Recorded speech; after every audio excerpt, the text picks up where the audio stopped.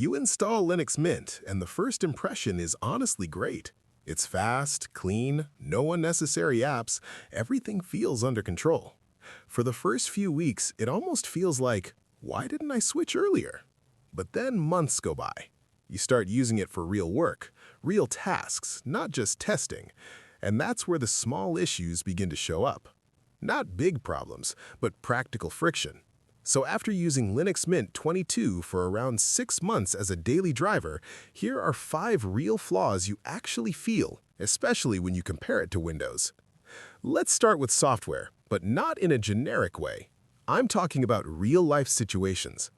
Imagine someone sends you a Microsoft Word file with complex formatting. Tables, fonts, spacing, everything precise.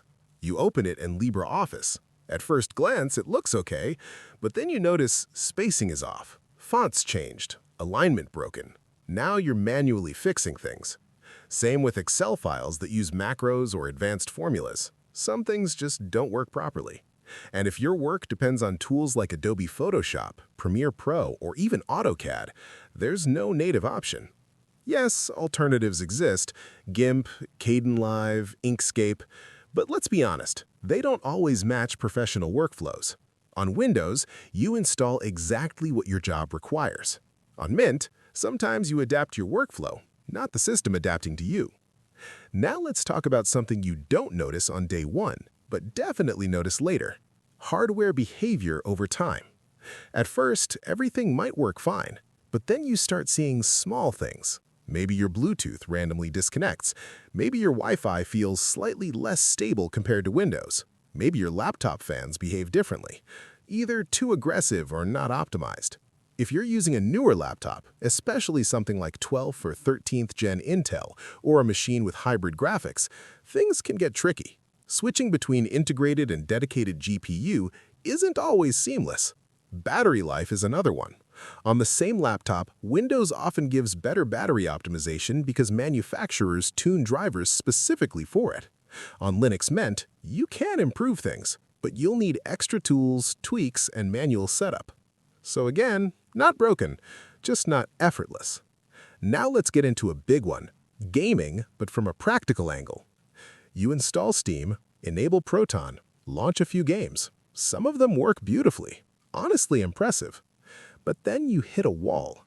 You try to install a competitive multiplayer game and it just doesn't run. Not because your system is weak, but because of anti-cheat restrictions. And even for supported games, you sometimes deal with shader compilation stutter, missing dependencies, or needing custom launch commands. You might spend 15 to 20 minutes tweaking something just to play a game.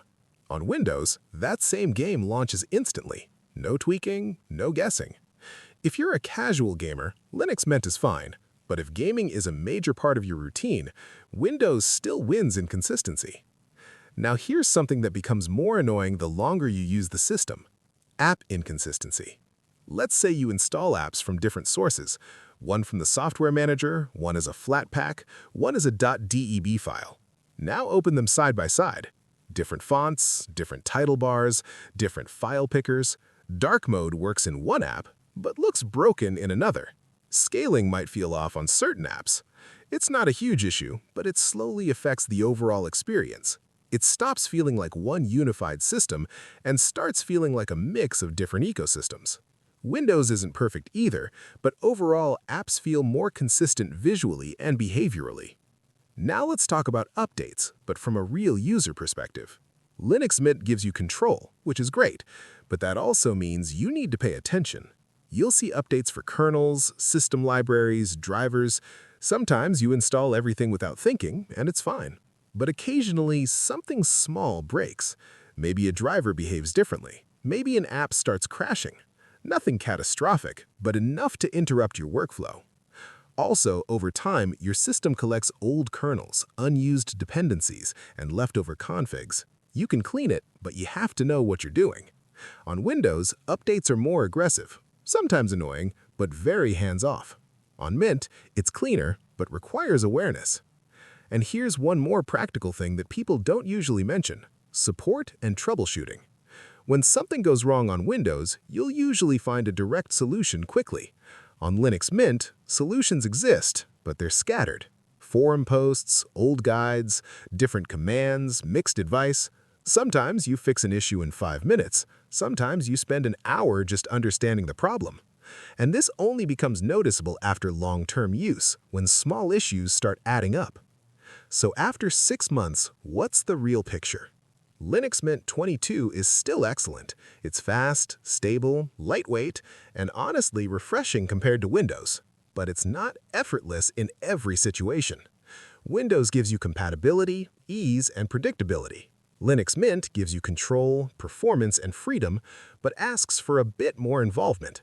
So the real question isn't which one is better, it's what kind of user are you? If you want everything to just work without thinking, Windows still has the edge. But if you're okay with small trade-offs for a cleaner, faster, and more open system, Linux Mint is still one of the best choices out there. And that's the kind of experience you only understand after actually living with it. Not for a day, not for a week, but for months.